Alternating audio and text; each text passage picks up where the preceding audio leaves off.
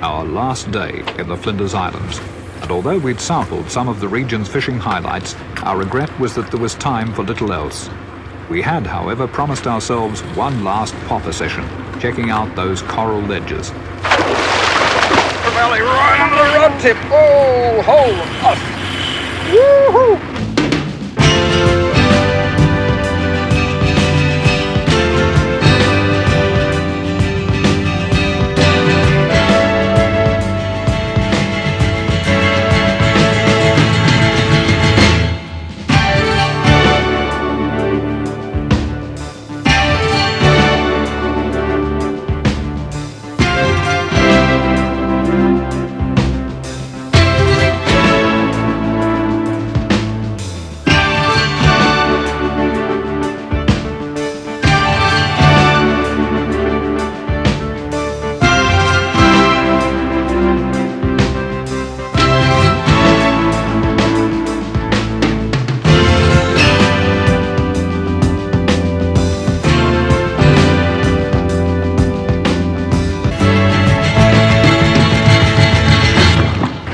Drag locked up for the coral trout.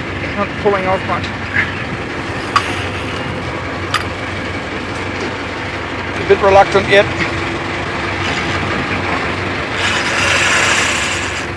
In the time since we first explored these fringing coral reefs with our poppers, the tides had been building nicely. And now, during the last hours of the big run out, we had a feeling the action should only get better. Nicely done, that'll do. Well done. Not bad. Way like a shot. And the way things were shaping, we were right. Got a trout on. Nice trout, Dale. Again, trevally and coral trout were our most willing customers for the speeding poppers. Not that I heard anyone complaining. Oh. Had one have a go while I was watching. Oh, beautiful trout, and I've got him. Oh, I can hold him over the shallow stuff. He's trying to go back. Maybe he's got there. You rotten sod. Some you win and some you lose, and I think that's one we lost. Big barrel of a trout, about 12, 15 pounds. Just came up, snaffled it from under the rod tip in about 8 feet of water, and he's back in his hole now. Sometimes they swim out. Oh, no. Oh. Not that time. Whee! Get up on the end. Got a long way into the coral run. Oh, I don't like your chances, mate. Hope he comes right round. See him Right around the boundary. Yeah. He's sure putting some pressure on, isn't he? You're right, you got him now. He's out in the green water now, mate. Hooking up on a big tropical trevally on 8-kilo string over shallow coral is a chancy way to try to catch fish.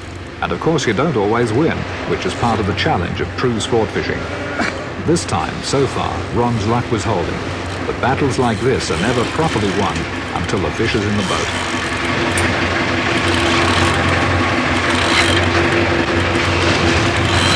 Doesn't like this boat. Yeah! Nope. Take her ahead a little bit, Dale. Come on. Put it down in the water, Ron. Put it down in the water, mate. Straight down in the water. Oh, it's gone right out there.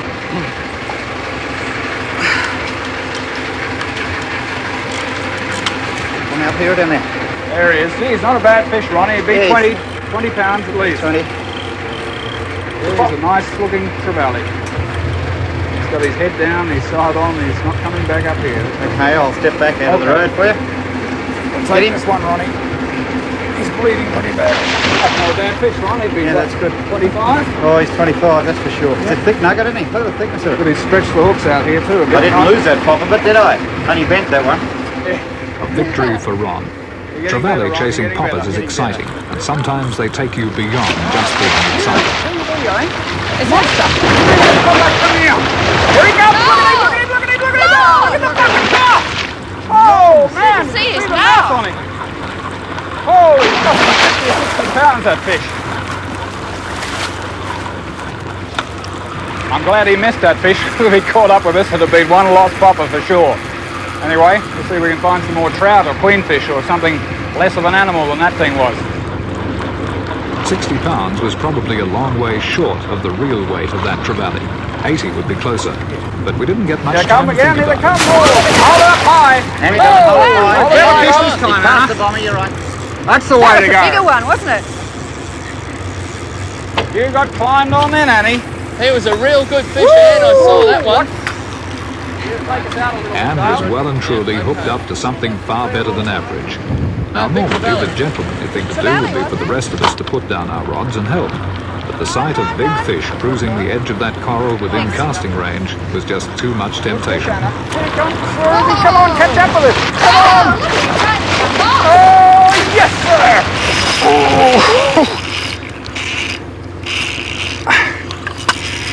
Woo. Come away from that bommy, mate. That's the way. Now there were two of us with big problems, and they had a great chance of getting a lot worse.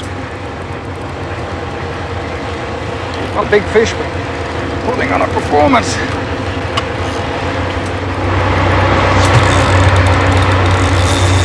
Come up the front here. Come up the front. Go up the front then. With two good fish hooked up and circling the boat, there's not a lot the helmsman can do to help his anglers. The anglers just have to help themselves. This is ridiculous. At this point, Ron decided he'd better lend a hand, and the best way to do that, of course, was to hook up a third fish. That's a nice change. What's going on? Come on, come on.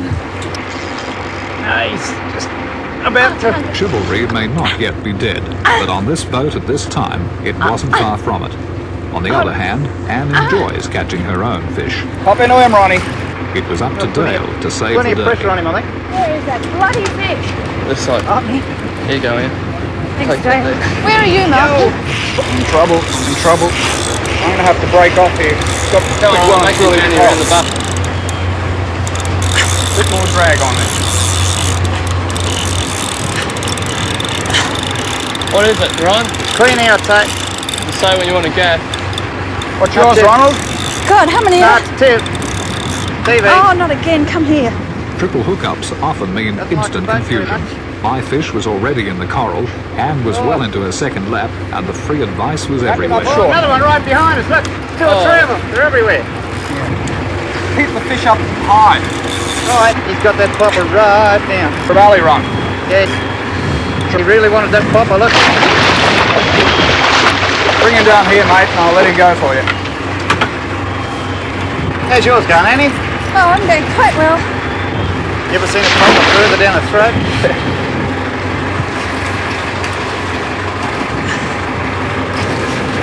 Oh, still there. There you go, Ronnie.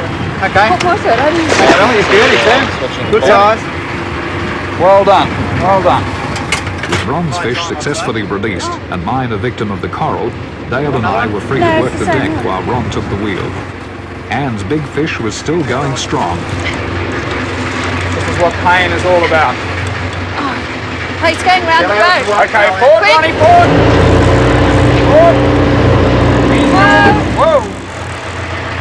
You're doing well, Anna, you're doing well. Yeah, I think I'm winning. Just keep up the pump and wind while Ron goes back on him. Slowly, Slowly, slowly lift. Nearly there, love, nearly there. You can I just can see see the it. colour. Yeah. Doubles on him, just under the water. Here he There comes. he is.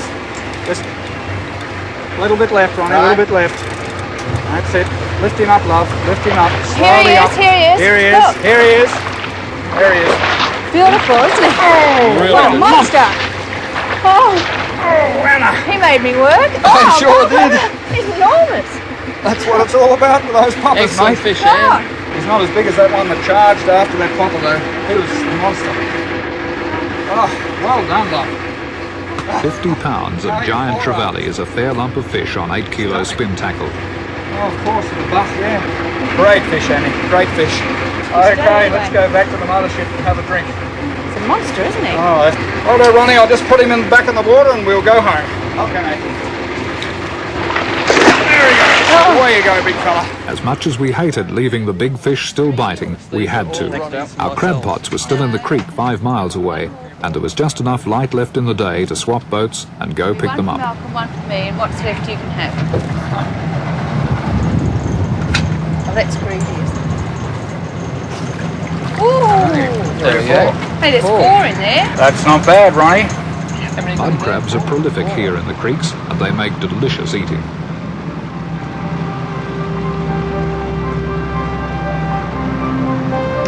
Queensland State Fisheries law requires that only male crabs are taken for eating, and that's exactly what we plan to do with ours. Something of a crab feast back at the trawler anchorage while we got out the charts and planned the rest of our trip. Tomorrow we were headed back to the outer edge of the Barrier Reef, although there wasn't one of us who wouldn't gladly have spent another month here among the islands checking out all the fishing there hadn't been time for. Well, whereabouts are we heading tomorrow, Mel? Out here, mate, out to the outer edge again. This is where we've been, in and around the islands here and these headlands. About 20 miles out here, there's a series of small reefs and bommies and sand cays. It's all at the top of about 25 miles of unbroken ribbon reef. As far as I know, there's only been one group that's ever fished anywhere near up here on the outer edge, and they fished it for just half a day. And they just said it was mind-blowing, so hopefully that's what's ahead of us. Are those mud crabs cool enough yet, Ron? It's certainly cool enough for me, Mel, that's for sure. Right, I think it's time we got started. Okay, Get a couple let's of break plates, out some plates and forks and get into it, mate. Right, They look good. you smooth talker.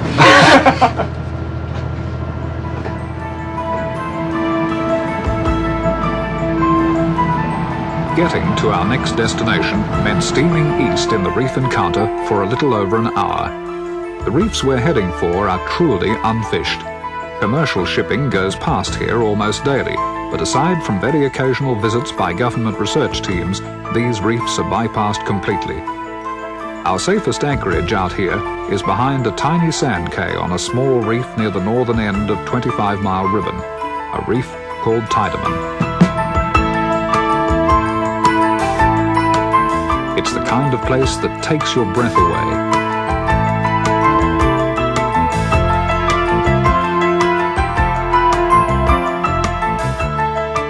Tiedemann is one of a group of 3 reefs, each with a deep trench between them, and each a great place to fish. These days, fishing for fun is still one of those skills that's partly dependent on your powers of observation, your local knowledge, intuitive things like that. But it's also an advantage to get some good electronic help, and that's where these depth finders come in. This particular model is computerized, and it does just about everything but catch the fish for you. And today we're going to put it to good use, because today we're going jigging, catching those big bottom dwellers that live in the coral around the edges of the Great Barrier Reef. And the special thing about today is that this is the first time that this area has ever been jigged. The fish we're most likely to find here are those that live permanently around the coral: the trout, gropers, cod, wrasse and bass. Some are superb eating fish, and all of them are great entertainment on jig tackle. The technique is simple. Find some big coral pinnacles in about 20 fathoms along the reef edge, anchor up over the top, and drop the baited jigs straight down to the waiting fish. In these virgin waters, it really is that simple. The only waiting you have to do here is for those loaded jigs to get to the bottom, and when that happens, you get ready to pull. Oh, Ronnie's hooked up. Woohoo! Go, Ronnie. Come. I got this one off the bottom, so he's all mine. Good. Assuming nothing eats it on the way Looks up. like a good fish, Ron. Kick it on.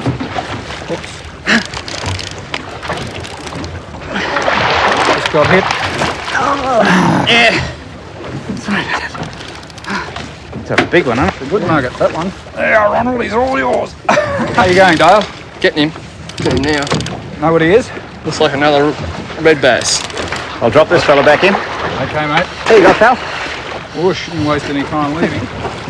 Oh, not a bad dunger. Size of it. It's not unusual on the reef for big red bass to be the first to hit the jigs. Unfortunately, they all have to go back. Often they contain a bad toxin, but happily, of course, there are other fish, and all you need to do is get that jig back in the water. Here it comes.